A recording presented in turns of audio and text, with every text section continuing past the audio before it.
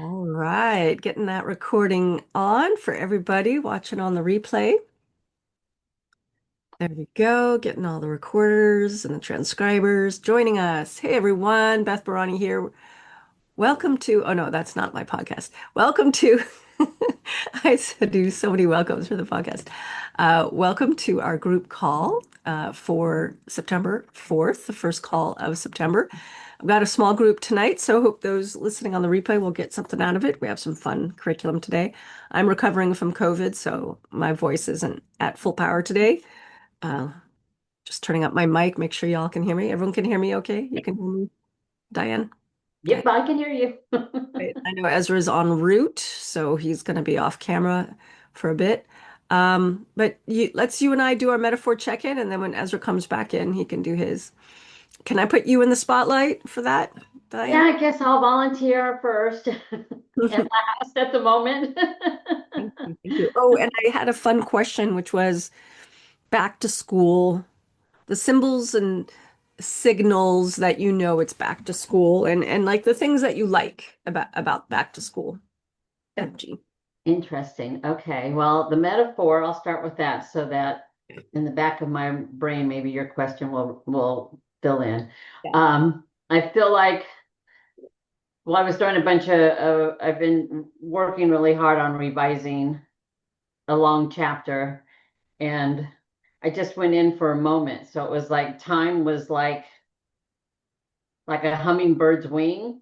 It was Ooh, like one blink, a single moment scattered into dozens, and then the time just vanished altogether. And before I knew it, it was I hadn't eaten, I hadn't used the ladies' room, I hadn't done anything, and it's like, oh my gosh, I can't do this. I thought it would just be a moment, a moment. And that's instead it was several hours. but isn't that what we love, right? We love that so much. Yeah, I mean, it's nice, but it's just like I have so many things I need to be focused on at one time. It was like, this is just this one buck at a time. I'm just going to do this for a moment. And Yeah, it doesn't affect a lot of around me because I'm just my own self. But there right. are things I need to get in order. We're going on vacation and, and I've got to get this done and that done. And, Yeah. but Butterfly energy or no, hummingbird. You said hummingbird energy. yeah, like that, it's just like, Yeah. well, I just flew away. Yeah, honestly, I get untethered like that so often. I set a timer, and I know Ezra uses timers a lot too. I just thought it's just going to take a moment. I'll be done in a moment. That's all it's going to take. And Right. then I'm going to move on to this. Yeah. It's like, what happened to all that time when I looked up and it's like, holy cow, Mhm. it can't be this late already. Mm-hmm. So Yeah. Yeah. it was just, I mean, it's good that I got it done because I really wanted to finish this chapter because I have to go in and edit a story through a critique group. Yeah. And so I wanted to get the chapter completed before my brain forgot what it was doing and got into another story. And I'm also going on a 2 week vacation. And so it's like, I got to get this part done. And then I can go to the critique story and then I can do other things in between. And it's just like, Hmm. I don't know. I Yeah. was just like, I Yeah. feel like what happened? It's like I forgot to breathe or something. Yeah. Yeah. Well, I'm sure that there's a part of that that's so real. You know, what I mean is you aren't breathing in the normal way. Yeah. Yeah. Wow. But Um, it's also frustrating because it's just like it was only going to take a minute. mhm. But look, it didn't. It took how many hours? Too many. Well, it's so interesting, because last time you were talking about how you didn't get to your writing at all. It's funny. Yeah, that's Here true. you are, um, almost like the binging, in a certain way. Yes. Mm. Yes. Yeah. We Anyways, have our rhythms. We have our rhythms, learning how to honor them. That's a challenge. I Um, don't want to take this stuff with me on vacation because we're going to Yellowstone Park, and so there's a ton of stuff to do and see, and yeah. and I don't want to. to feel like I have to go do writing stuff, critiquing stuff. I want to get it done, but I don't, but time keeps running out. Funny thing, time. Yeah. Do you have a favorite metaphor, or it doesn't have to be a metaphor actually, but just the signals of back to school, the ones that you really like, that either from your past or that you recognize happening around you, if you do. Happening around me, I would say less crowds. Oh, great. Right. Go do the, And I actually like that. yeah, If I bypass the commute to school and that kind of thing, it's a little bit easier going. And it's like, oh, there's no line. Oh, I could get in. Oh, I could do this. So I like it. But and then what signals school is also just seeing all the back to school banners on stores and advertising yeah, anywhere that they can find a place to fit it. yeah. Great. Well, thank you. It's always interesting to hear people's associations with back to school. Um, Ezra, do you want to chime in or shall we wait till you get here? Yeah, he actually is back to school. I can chime in. Yeah, we do Um, metaphor check-in and then your favorite signals and signs about back to school, which in your case is very different than. yeah. Um, let's see. Metaphor check-in. I'd say I'm expecting to make progress, and um, I look down, making progress as in advancing, moving to a different part of the countryside. And I look down, and the tree stump stuck down. So Hmm. that's how I feel with my writing. Yeah, Um, let's see. and the back to school signs. Back to school. Just a ton of happiness, camaraderie, people chuckling and making jokes with each other. Um, yeah, Hmm. That's great. yeah, I'd Yeah, say that's I what love. it feels like. Yeah, Ezra's like in his new school. That's great. Yeah, he's at a new school or Mhm. Yeah, a new Yeah, school in San I Francisco. made it myself. so you were at an Oakland school and now you're in San Francisco? Yep. Mhm. Nice. Yeah, Wow. New kids, new names, new map of where Yeah. to go and how to get from one place to a next. Yeah, exactly. It's great. I love it. oh, that's so great. Great. I'll do my metaphor check-in. And Ezra, you're coming into the building? Yeah, I know. Okay. Well, you mute and I'll do my metaphor check-in and uh that's how it feels. I've been sick for what are we today? Thursday. I've been sick since pretty much Sunday. And yeah, so no fiction at all. So it does kind of feel like I'm on a long pause. So you're like a turtle in a race and finding out you've gone nowhere. No, no, I don't feel like that. I just feel like that sound you hear when you pick up the phone and oh, the dial tone. It's like, it's Yeah. that sound like nothing's happening because nothing can happen. So there's no connection made.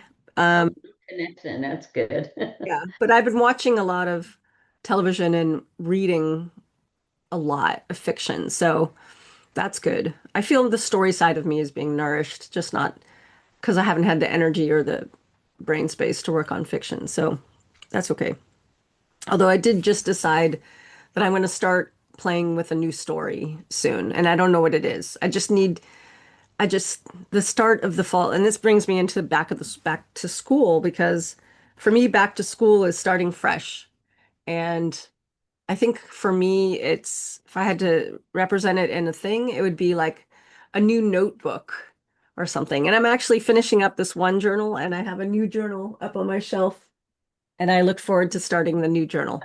And like new journal, and I just recently got some more pens, and those things. The pens. Oh yeah, here's several of my favorite pens, and that kind of thing. So school supplies gets me Yeah, my excited. friend loves getting new pens and color coding everything, and she does. Oh, okay. Well, this to-do list is here, but then I'm going to put this here because this has got more important, and then I need this color. That's hilarious. Here comes Ezra. Uh, hey, sweetie. Um, great. Well, I just did my metaphor check-in. It's the dial tone, Ezra. Oh, he's still logged in. There he is. Hi, sweetie. Are you busy? Oh, he looks like he's got a headset on still. Okay. Are you going to even wave to me? He's busy. All right. One thing at a time. Arriving home is its own thing. He can't Um, multitask. No, he's a man. No. it's true. Many men can't multitask very well. I mean, Ezra could play piano. He's multitasking, I suppose. Yeah, that's good. He is a musician. He can do. Yeah, but that's a different kind of thing. Anyway, we're sidetracking. Let's go into free writing. I have a fun exercise that I think Ezra's going to really like. Ezra, do you want me to tell you what it is?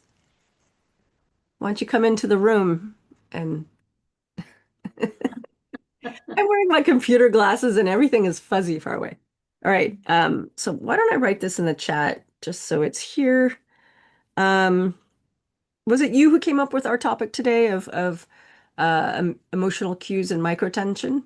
Yeah, I think maybe I mentioned something like that. Yeah. Yeah, cool. It'll be fun to work on. So here's my free write was going to be um related to also tying it back in with dialogue. So hold on, I'm just going to open up my Scrivener. There we go. Okay, so add micro tension to dialogue. And I'm just going to leave it at that. So add micro tension to dialogue. What is microtension? Microtension is instead of the big, you know how to do suspense. Yeah. It's basically suspense, but on a tiny scale, like in a moment. The in between talking to somebody, in between moving from, small gestures, or usually like tension inside of a dialogue. So instead of like macro tension, and you actually teach, you know what this is, you've taught it before, but you just called it by different names.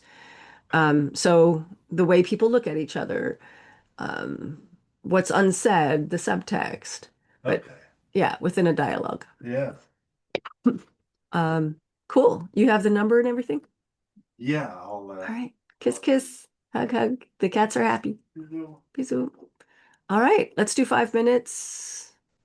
Since we're a small group today, let's do 7 minutes. Then Ezra can settled and I can cough There you go. in a second. Okay, here we go. Add microtension to dialogue. So it can be dialogue you already have. Yeah, beef it up a little. Choose maybe choose a suspenseful moment, a reveal, or someone hiding something, or yeah, someone's trying to get something. Two people are arguing. All right, I'm gonna set the timer, and I'll see you all in 7 minutes. And for those listening on the replay, go ahead and give this free write a try because we're gonna use it in the exercise.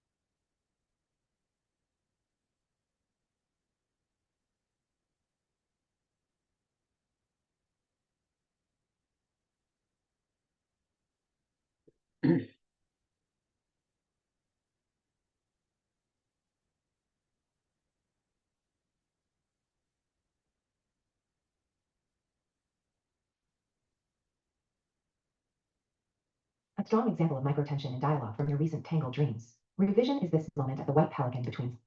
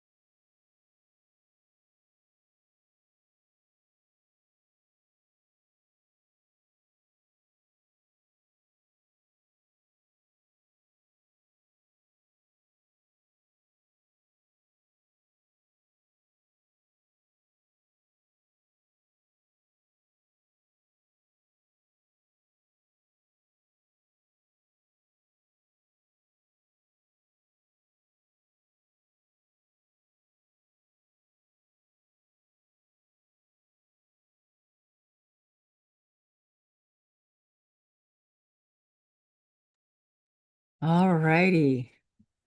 That was fun. I see stuff in the chat. All right. Ezra's stuff is here. Diana's is here. And let's see if I can paste mine. It's very long. Let's see. Is that gonna work? No. Excuse me. Nope. All right. This is a little too long. There we go. All right. I guess, hey, Ez, are you able to do the read aloud? Yeah, I can. Great. Thank you. Go for it. Great. This is Diana. She worked on this today. Are we good? My voice came out rougher than intended. I'm doing everything I can to protect us from Rebecca, but I won't leave your mother. I love her. Terry lowered his menu and took a slow drink. You and Mom are good together. I never asked you to leave. David didn't meet my eyes, just flipped the menu over. I trust you. He traced a fingertip down the condensation on his glass. You're not like my dad. That matters. Mm, Oh, thanks. I like it, Diana. I Thank- feel like you're really giving David actions to so that he won't, but he's not making eye contact with the point of Yeah, view. because he's the one who Oh, you say him. was against Slade, didn't want his mom being involved with anyone and was determined not to like him. Yeah. I think you do a good job showing his avoidance, although you do say didn't meet his eyes. Yeah. That's great. Uh, Ez, you want to read yours? yeah. Um,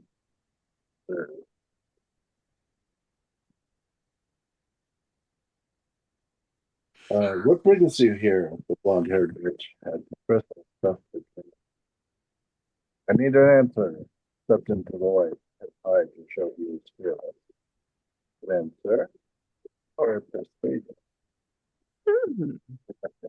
You got me kind of grossed out there and curious about the coming showdown. Really fun. This is taken from my current work in progress. So I just copied material out of the manuscript and then I did a little bit of editing. Great. Thanks. Priority one call for you, Jamie. Your friend, man. Jamie thought asked and took another bite. Her hand shook only a little bit. Heart rate spiked. What now? Orlando.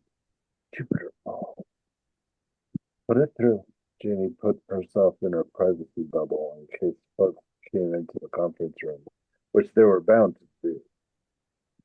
Coffee was always the best quality since Bijou could afford the best. She swiped on her Halo screen to take the call. Orlando, everything okay? What about you? She said. I reached out through my contacts, but then they told me you're at the 12. He sounded reproving and gazed at her with that cool look he got when he was on the job. Both those things got her hackles up. Since when did he meddle into her cases? She didn't touch his. She thought they'd settled the jurisdictional kissing matches ages ago, when they were first dating, and things were still rocky between them. I'm fine, Jamie said. They called me over for a case. I think this one may relate to the one on where I was, but not sure how. She chewed on her. She chewed her lip, then stopped. Orlando was reading her. He couldn't help it. What kettle of fish have you gotten yourself into? Is there something really wrong, or are you just meddling? Jeannie set her sandwich down and wiped her hands. She wanted to get into it. She could match him barb for barb. Fancy guy tell a girl, never was her. Thank you. I don't know. There's some tension in there, yeah? Yeah. Yeah. Good. Oh yeah, definitely. Yeah, Excellent. I like to, she didn't want to get into a jurisdictional pissing match and then, barb for barb and then says, can a guy say I love you? Yeah. You know? So she's like, that would be like, okay, now what, barb? There isn't one. Yeah, totally. Cool. Thank you guys. Great. There's some weird uh clicking on your end, Ezra. I don't know why, but maybe you were touching the screen and that's what I heard. I am, yeah. I'm trying to. There it is.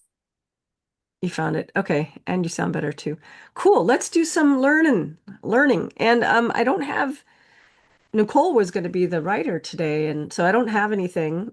Ezra, if you want to email me something, we can look at it after we do the lesson, if you would like. Um, so let me know. Let's dive into our learning. How's that sound, everyone? Sounds good. All right. Thank you for suggesting this topic, Diana. Um, I'm gonna actually, I'm gonna show the video panel because now I can see your face, Diana. Um, and then I don't have to, because usually Ezra's here. I'm used to teaching with someone in the room. All right. Trying to turn off this thing. There we go. All right, today we're going to talk about emotional cues and microtension. So thanks again, Diana, for suggesting this. We're going to cover those two. We're going to cover a few examples. Oh, I didn't add in an exercise, but we'll do a little exercise again at the end. And why do we use both? And some resources. Oh, and I forgot to add, I did use Perplexity to help me make this lesson. And here's my fun image. All right. So what are emotional cues in writing? And here's some of the thoughts that I got and pulled from research, and we can add your own ideas as well. To me, emotional cues are a way to show versus tell. They can be really subtle. It's usually body language, which include physiological reactions. They can also include sensory details about the setting, so what the reader is noticing about their setting. And the purpose is to bring the reader into the character's emotional experience, because which equals reader glue, or they keep reading. What else? What else is important, or what are emotional cues? How would you define them? Do you have a way of thinking about it, Diana?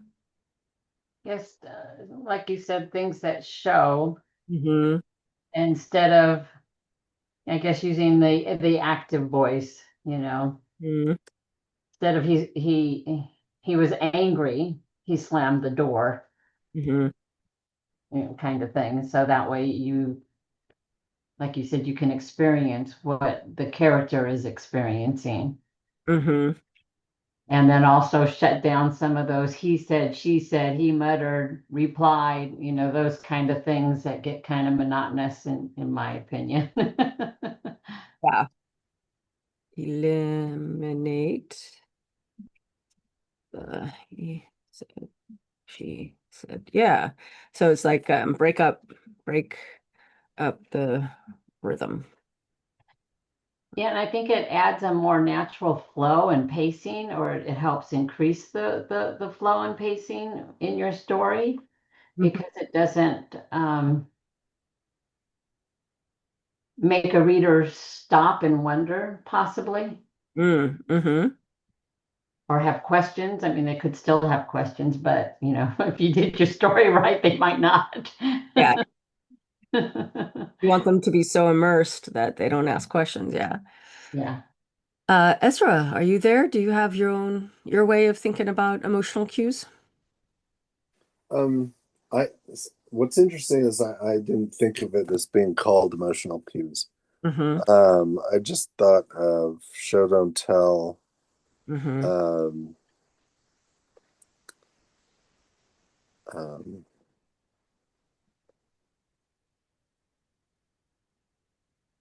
yeah. And then I see this as more when the story is deep POV, that this more applies to everyone except the protagonist. It Um, apply to the protagonist when it's deep POV. when it's deep POV, it does not apply to the protagonist because the protagonist can say, "God, he was making me so angry." Um, I mean, you could also have the protagonist like flip the table or something, Sure. but But a protagonist can observe, I mean, yeah, a protagonist can observe other people's body languages, oh yeah, no, I mean like the protagonist sees all the emotional cues of everyone else, but they don't see but their own emotional cues. we, But but they feel yeah, things. it seems like we don't need to see the emotional cues of the person thinking. Yeah, because you might say, I gave a slight grin because no one can see his slight grin or his smirk Right. or something. But there's also moments where you might show what he's doing. I kicked the dog toy out of the way, without Yeah. having to say I was angry. Sure. But Yeah. so Right. You're not going to say I smiled, but you could say I felt I felt a smile come on, or some people do that. yeah. It's important, especially in women's fiction. I felt right. We won't say I blushed because we can't see, but we could say I felt my skin heat up or my cheeks got red. No, we wouldn't say it. My cheeks heated, right? Yeah. Yeah, I see what you're saying. So it wouldn't be external, but it would be internal. And that's the inner kinesthetic experience. Oops, can't spell. Uh, That's a good way to put it. It's like the inner, yeah, sensational cues. hmm Yes, yes. So all the experiences the body is having internally. Yeah, good. Excellent. So here's one example, and you were mentioning something like this. Instead of she was angry, Diana, you were mentioning this. Try her nostrils flared. God, I can't speak. Her nostrils flared, lips pressed tight as the room seemed to close in around her. Um, so, does this show anger? And does it make this moment vivid and real to you? Yeah, I think it makes it more vivid and immersive. I think she's seeing her lover across the room and is yawning at the same time. So she's excited. Her nostrils are flaring and everything is closing in around her. And she wants to prevent her mouth from opening from the yawn. Okay, that's definitely an Atlantic observation. Um, all right, let's move on to microtension. Uh, so microtension, where does it come from? So in a story, you can have your point of view character could be experiencing conflicting emotions. Um, and you could show that. On the one hand, I was so happy. On the other hand, I was so sad. Whatever it is. Unexpected reactions. And I think these can come from the POV character and others, of course. You can have you can say or do something unexpected that will even surprise yourself. Subtle hints, like odd repeating clues, like everywhere she went, she saw a blue door. What did it mean? Um, and you don't even have to say what did it mean. You could just let the reader wonder, what did it mean? And the purpose of our microtension is to keep curiosity alive and to create moments of microtension, moments of tension on I would say on a scene level. Um, what else? What else? Well, I also think of microtension as being small, small bits that you might not notice as tension, but ordinary. Like a tell with people are watching poker or something. So maybe your character um, starts um, peeling nail polish off their fingernails. You Mhm. know, it's like microtension. It doesn't say anything, but if you were to think about it, oh, there's something going on. She's antsy. She's got anxiety. There's something happening that she's not saying, but you could tell because of her movements. And Mhm. so that's micro because it's not being told. It's not really being explained. It's just happening. Mhm. Yeah. I don't know. That just to me, that's what the micro tension would be. Yeah, I like it. Yeah. And they signify, I would say what you're talking about too is like how our bodies react to stress. And everybody reacts differently. And mo there are many that are not universal, but that are understood to be stressful, especially within certain contexts. Um, so I would say also that microtension is there's something about the context. Context is important. You don't have to explain it, but it's like this reaction, this body reaction in this moment does something, makes the reader go, huh, what's going on? Right. And it could be negative or positive. Maybe she's Okay. peeling her fingernails because she can't wait to get to Disneyland. So it could be a positive thing. Good stress is the thing. Yeah, good. Ezra, Um, anything to add? I don't know. Uh, I don't feel like I do this a lot. Um, Hmm. and so this is kind of new. Uh, what's it called? Navigation for me. New That's okay. territory. New New territory. territory, new territory.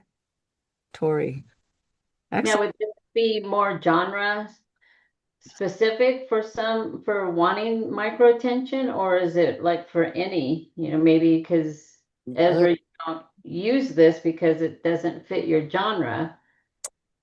well, no, I think it's just that um, what this does, I think, creates more three-dimensional characters. It shows the that not everything is black and white in a person, Oh, I that like there have conflicted feelings, and there's um, things that they're going they're going through emotionally that they don't realize they're going through. And so yeah. that's all really complex character development, and I don't feel like I'm there yet. But So I like that term. It makes your character three-dimensional. It just adds more depth.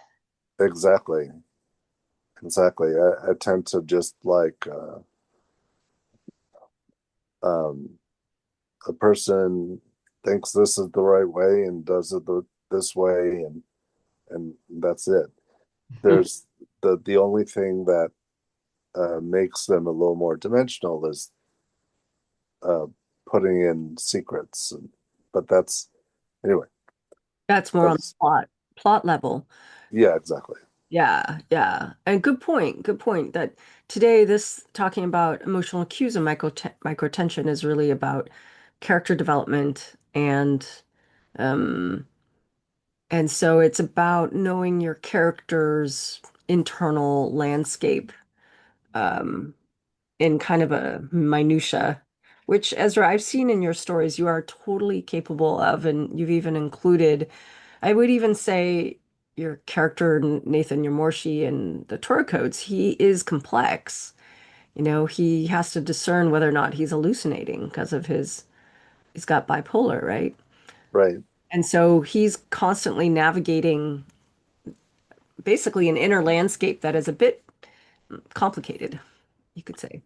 And I, Yeah, Maybe yeah, more intuitive for you, Ezra, and you don't recognize it on the page because it feels more natural for you to do certain things in your writing.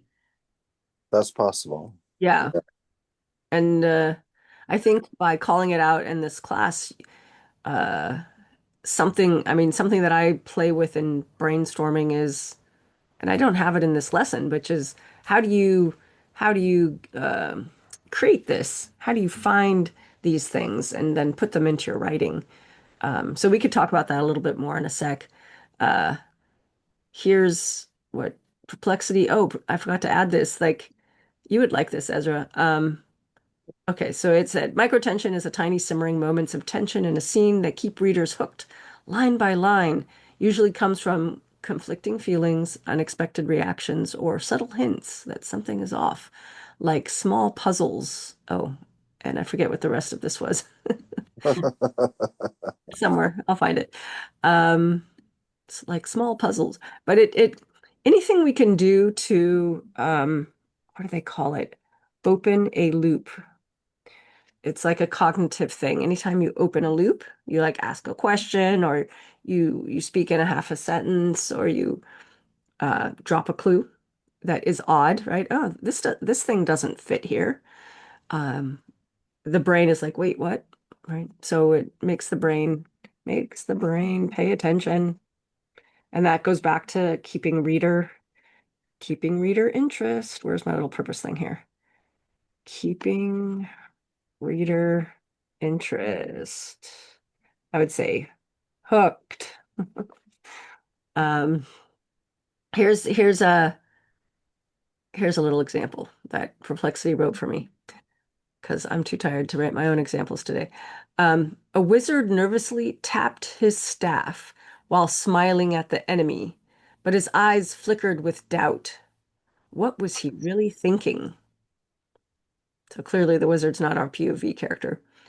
So does that flicker create microtension?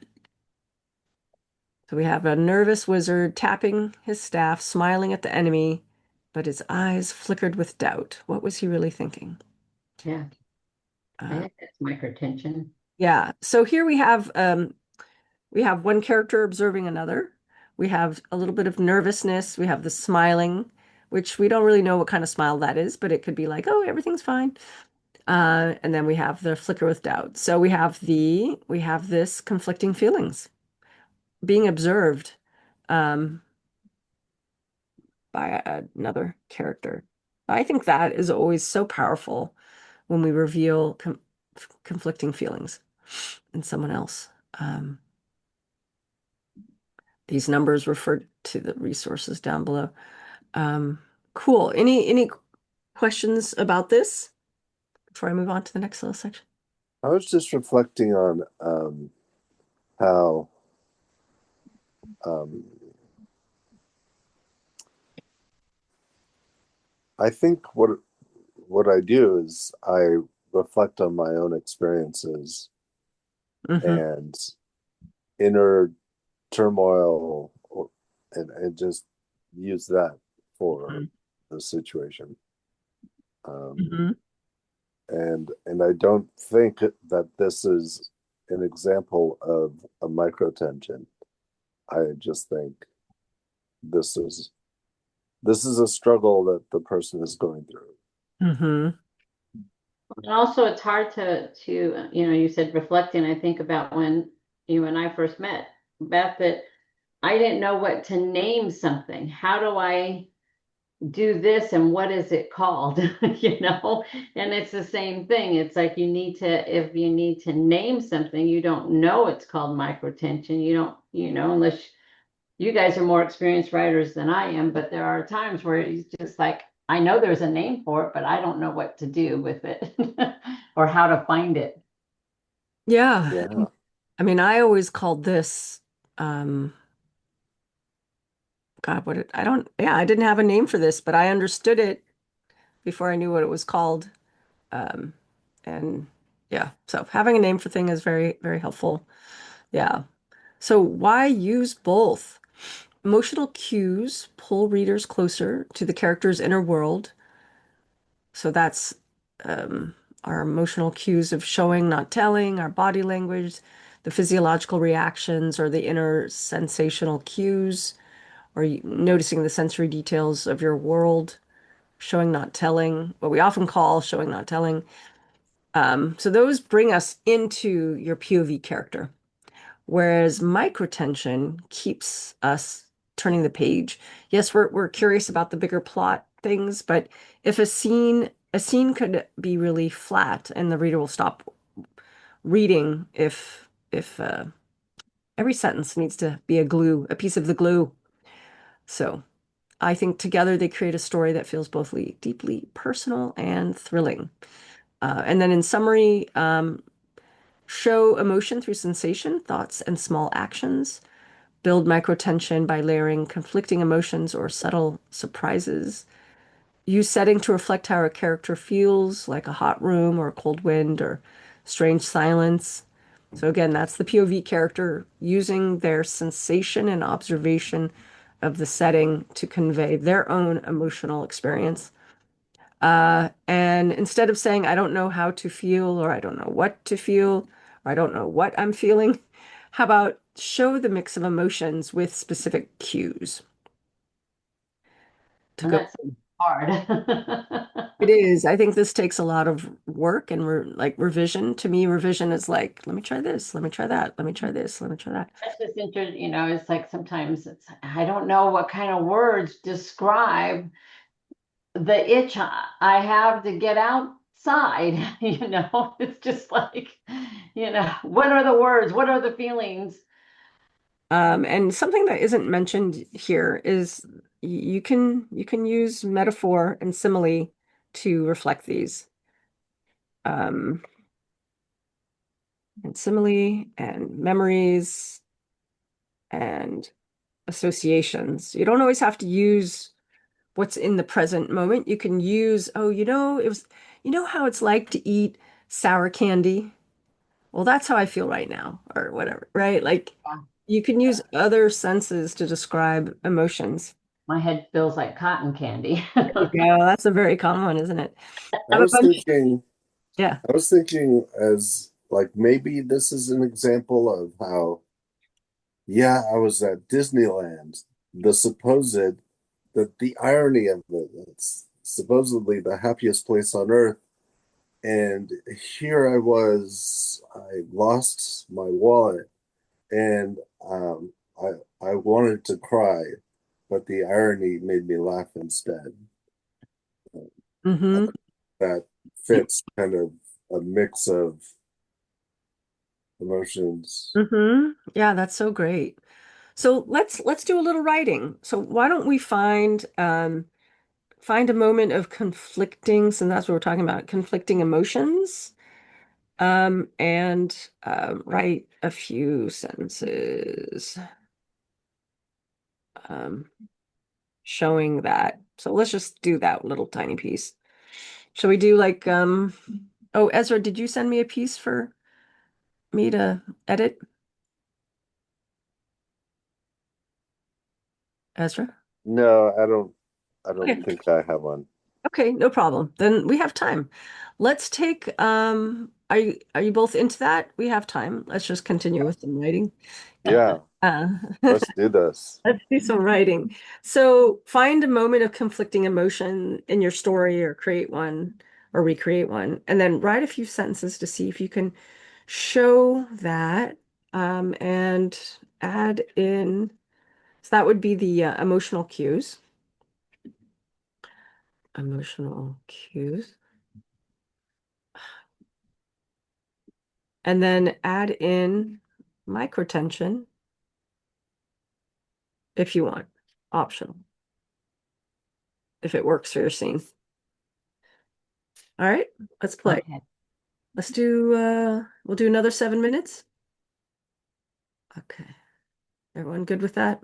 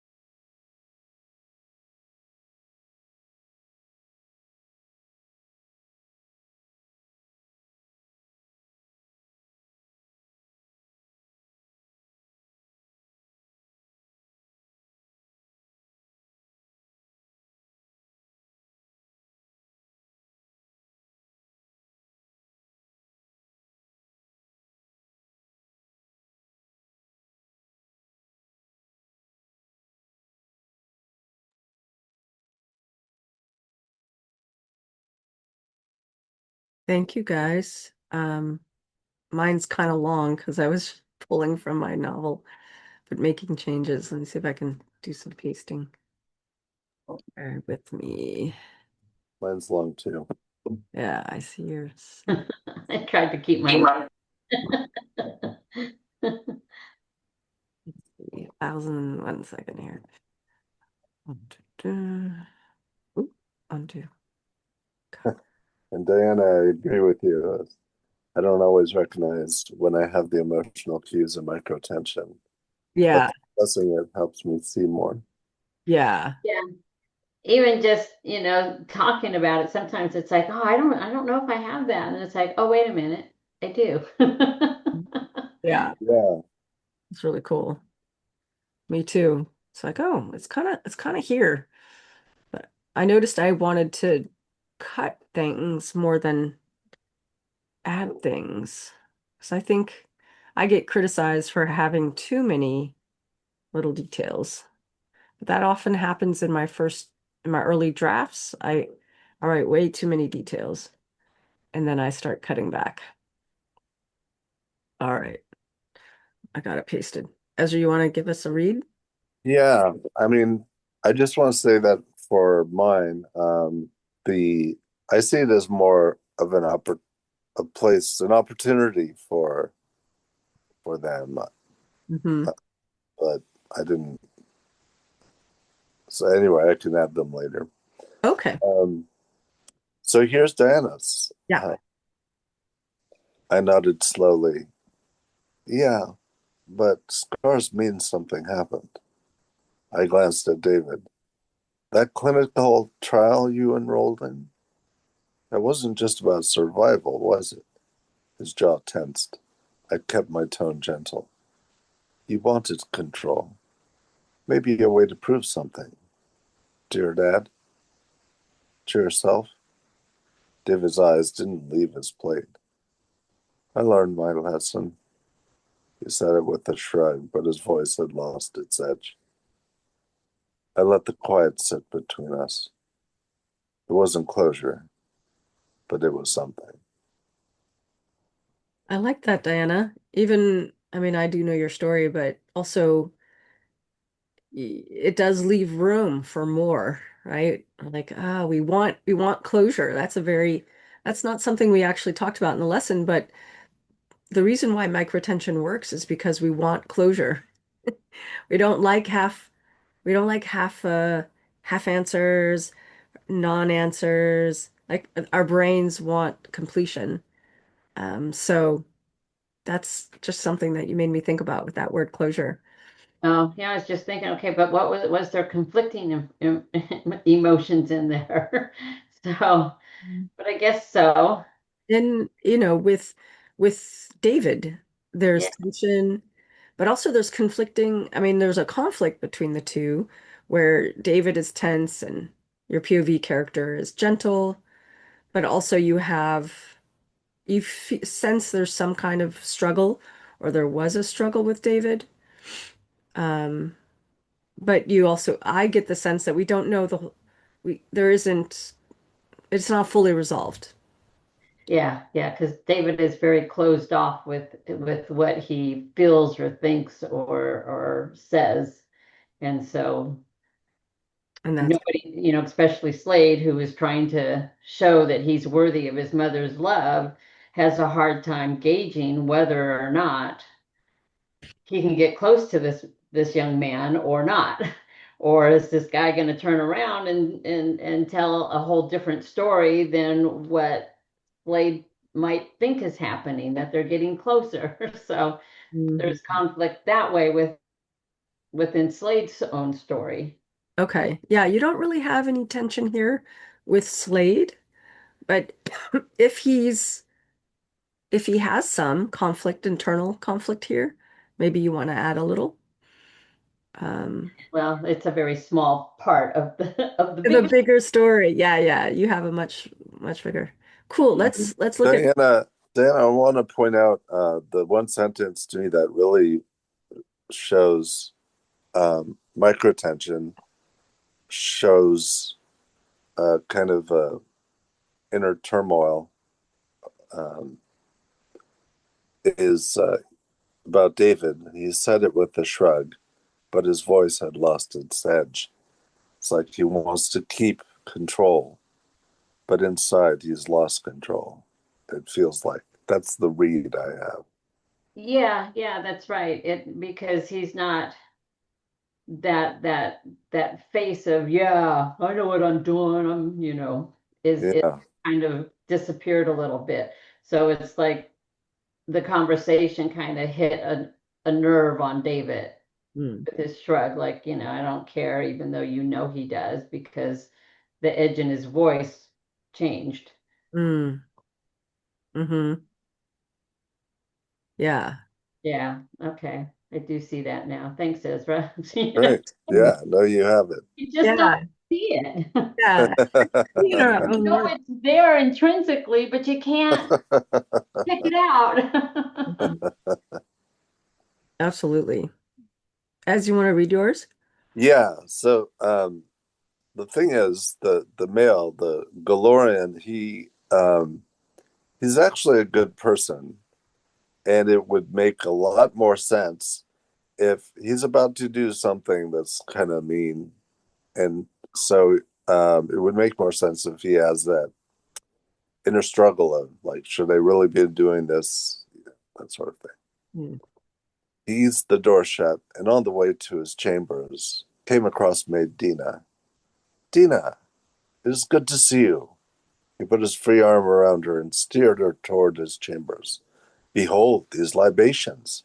She laughed at how he spun her into walking his way and stared at the vials balanced on his arms against his chest.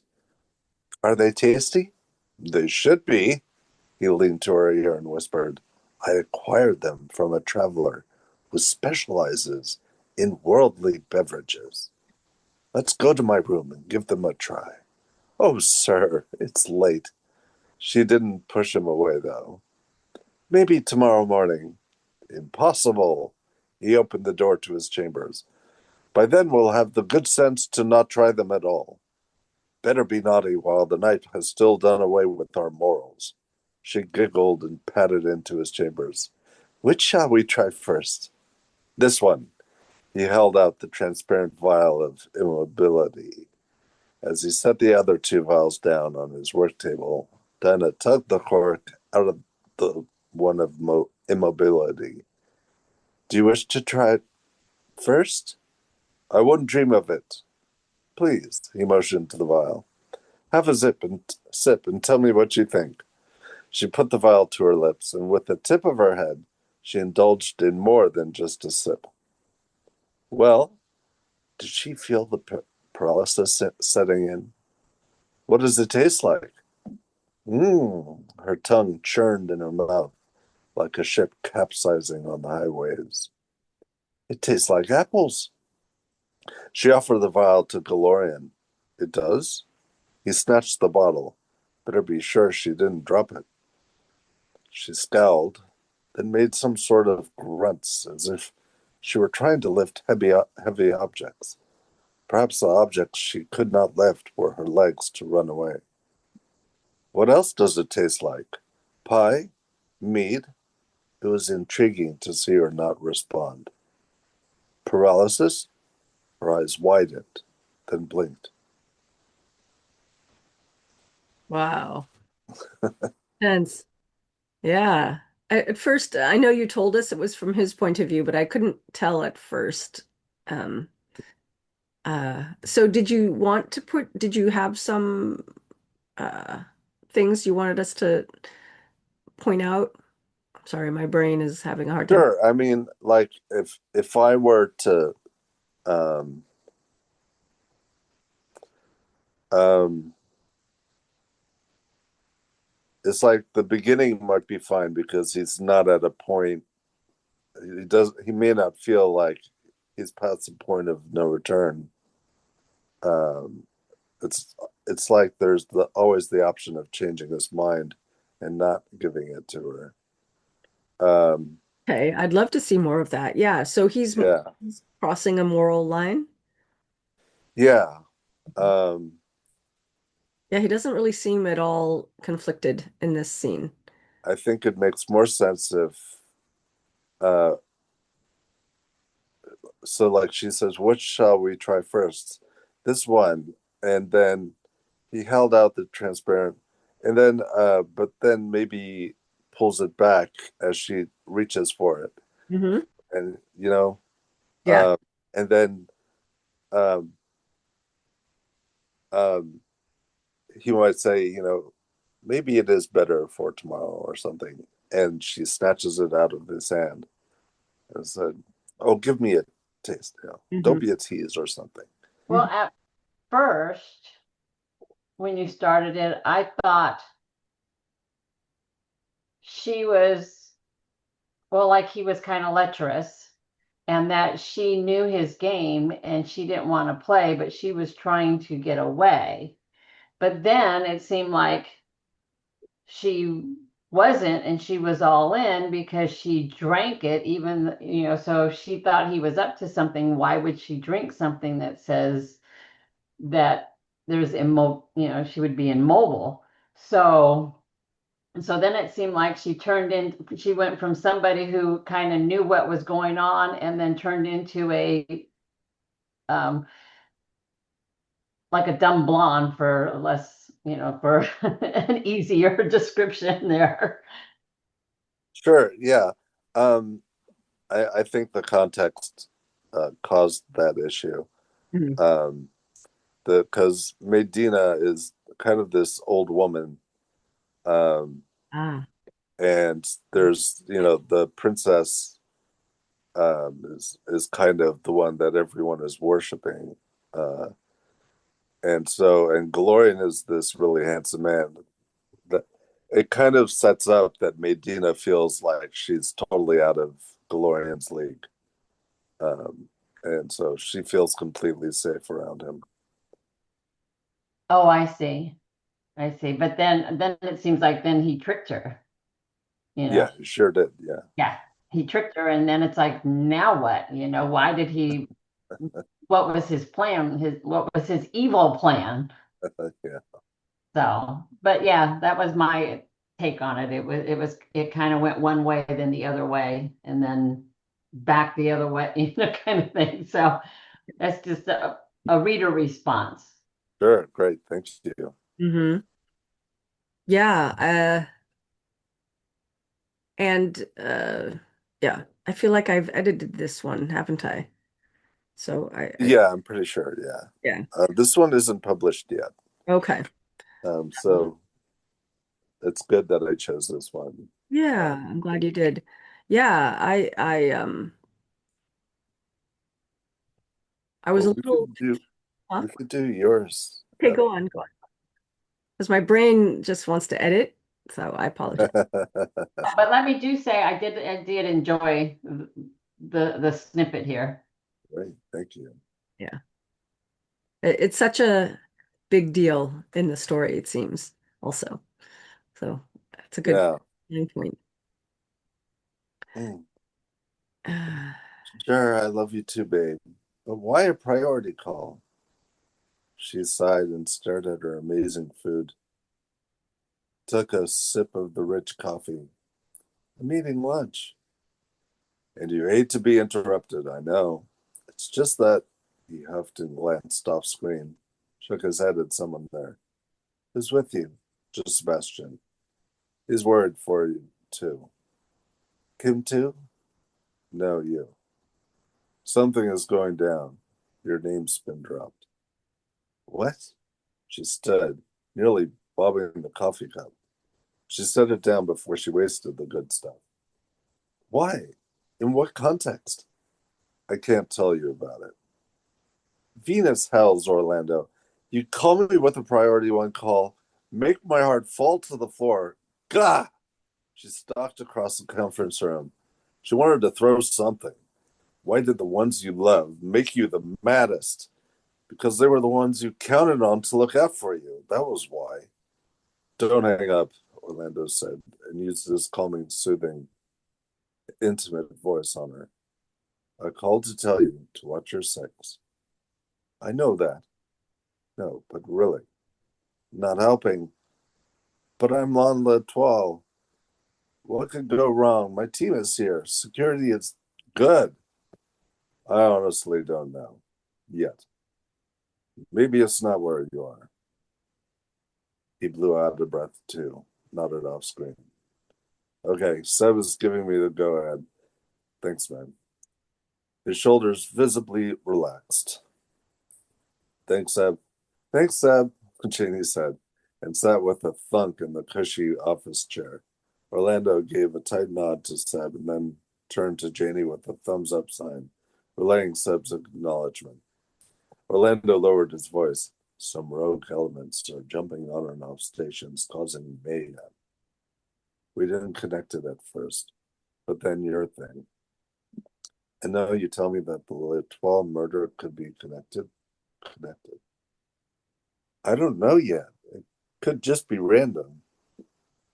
Right. Two murder victims with similar profiles right after she called to help her grandmother's crew.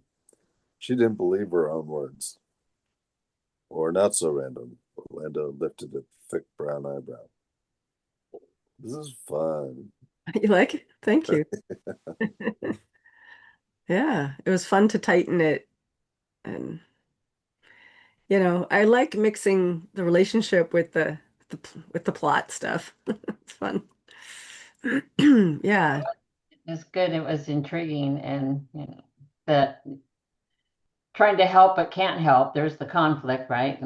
Loves her but can't tell her, but yes, he wants to give her some kind of hint or clue, and then gets the okay from the other person. And as you're reading it, you're like, is that okay? Is he going to tell her? you know? So I thought it was great. good. Thanks. I recognize I don't have a lot of internal, there's no internal conflict really. I mean, there's a little subtle conflict about how work and private life kind of don't mix very well because he can't tell her stuff that he knows and yet he cares for her. So maybe I could show him having more conflict. That would be interesting, I think. Um, Well, whose POV is it in? His? no, it's in her point of view. It's in So Jamie's. she would be looking at But yeah, she could be observing yeah. I think that would be more interesting. I'm because still working on that. Yeah. maybe he has some tells when he's very worried, his left eyebrow raises a little, when he talks or something. I don't know. That's a good point. I mean, to show him more worried. Um, yeah. Especially when he's saying, really watch your six. So he's, because she's saying, well, I always watch my back. And he's like, I know, but really, he's trying, it's like he's trying to get her to be more conscientious, where she is just kind of being a little more aloof because that's what she always does. She's not normally um in the crosshairs, right? She's the hunter. She's usually not the hunted. And that's actually what's happening is she's gonna be the hunted. So it's turning, the thriller stuff coming up. Right. Sorry, guys. That's okay. All right, let's wrap up before I have a coughing fit. Um, this is like the most I've talked in like days. Yeah, so takeaways, ahas, next steps. Go. It'll be fun to edit this book again, kind of keeping that in mind, microtensions and the like. Oh, good. That's great. How about for you, Diana? Takeaways, ahas, next steps? Um, Sometimes we know more than we realize. Oh, I love that. Yeah, yeah. All the ways you're already putting microtension and micro emotional cues into your work. Yeah, Um, I'm trying really hard.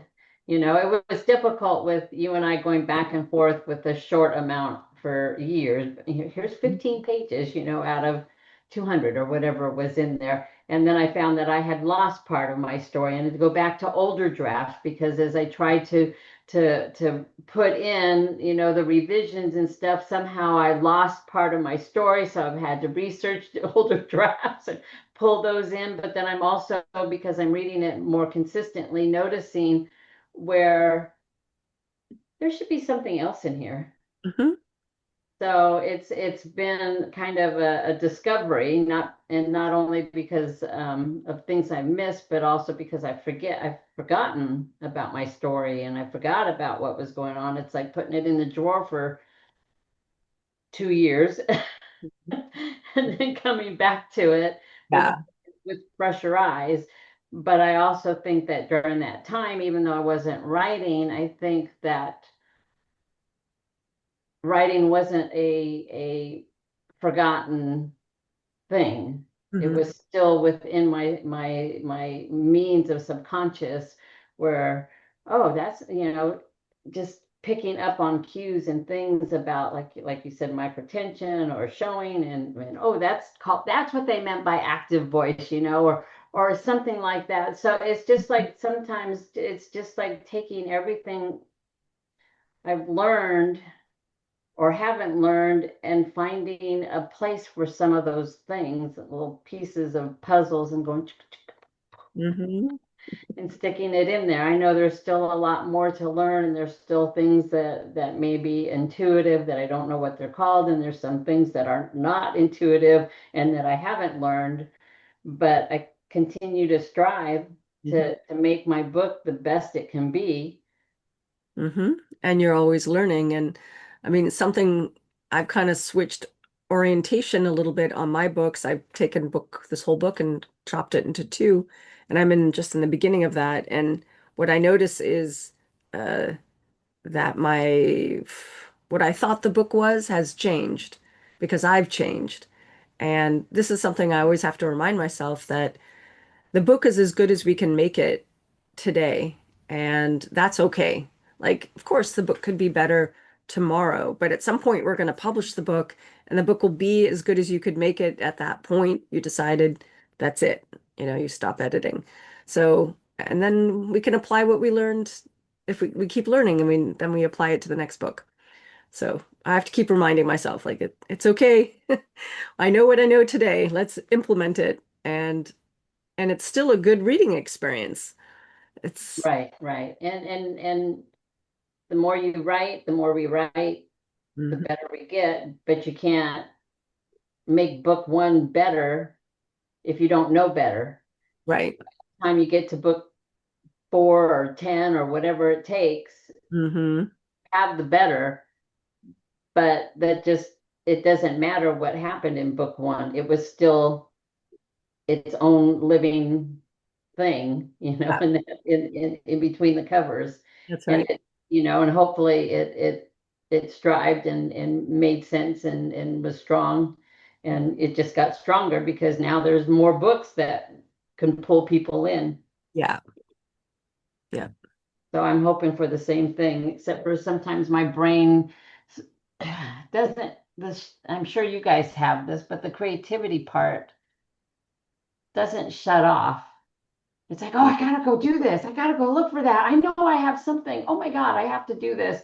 And it's like, I don't have time for this. I don't have time for this.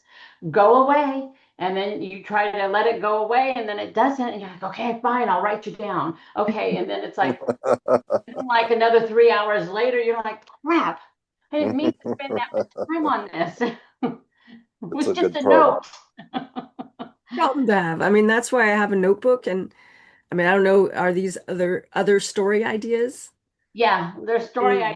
ideas, there's women fiction, there's cozy mysteries, there's children's stories, and I think a lot of it, like the children's stories, has to do with how I've changed from who I was to who I am. Yeah. And then there's like stupid, silly things in there, that it's like, okay, why is daddy so mean? Because I'm just angry at my life, right? Yes. So which will never become a book, but it's just processing the who I was to who I am. And then there's other things, that I think about for children because of my experiences. Like there's got to be children books that help children learn empathy. Yeah.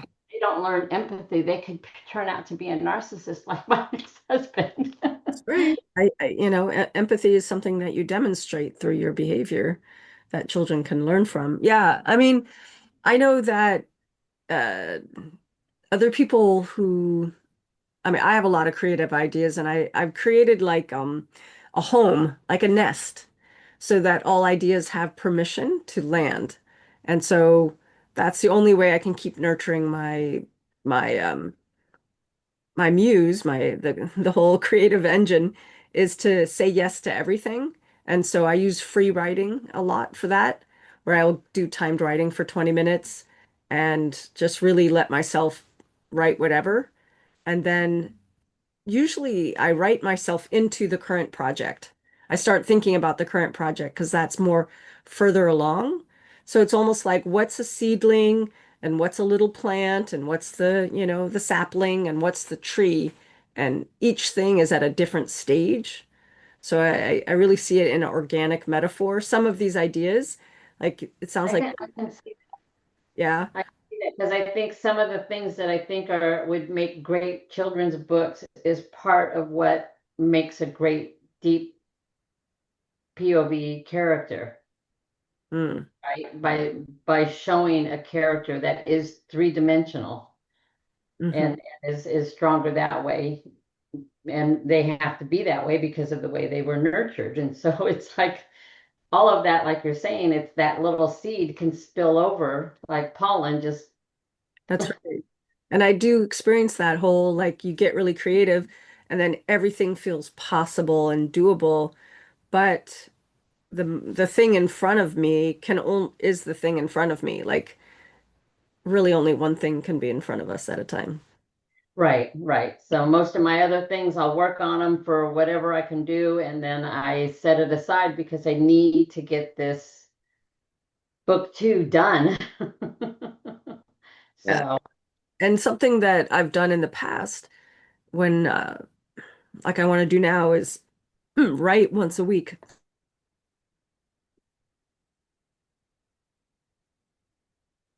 I'm sorry. Oh,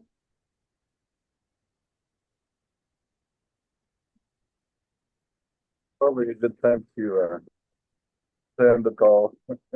yeah, we could do that. We could end the call. Poor thing. Um, So do you have a book of ideas? I mean, you seem to have a lot of creative ideas as well, Ezra. yeah, I'm thinking next week a fun thing would be to um, incorporate a truth. So, like a character is going through an experience, and then makes a statement about what they believe is true about the world. Uh, Hmm. and it's there was a children's book recently, and I can't remember the name of it, but it was almost like just it was like the boy, the donkey, and the tiger, the whatever. There are all these characters, uh, Hmm. and it seemed like just a bunch of philosophical statements as opposed to a dialogue between the characters, Oh, interesting. and it became like huge because like every little statement was kind of like a what's the term, a positive personal messaging, uh, Affirmation? affirmation, right? Yeah, it was like every single sentence was a kind of affirmation, and so it was like you're teaching your child these affirmations in the form of a story. Yeah. um, there's a way to do that, not just with child's books, but it might be interesting to see how to do that. Yeah, I think that's a powerful thing. And sometimes, these affirmations only mean what they mean to you when you need it. You could read over something and it means nothing, but then there could be a time where something changed. A kid's bullying your child, and all of a sudden your child sees the the the value in the affirmation. I think that could be powerful. Yeah, I've got, I don't know, too many projects sitting on the side. Yeah.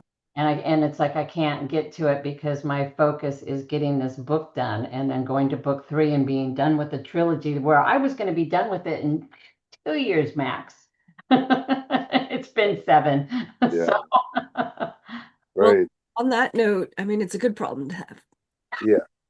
On that note, let's here pizza. yeah, yeah, let's call it a night. There goes the pizza.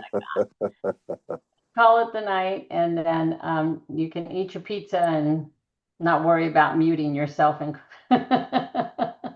and feel better. Get some hot tea or something. Well, thank you, Diane. That was really wonderful, like having your feedback and sharing with us like your own little bit. And we hope you have a wonderful, wonderful rest of your evening. Yes, I plan on. I'm going to go find some kind of food to eat as well, since I've neglected my stomach. Okay. All right. Good night, All everyone. right, good night. Good night.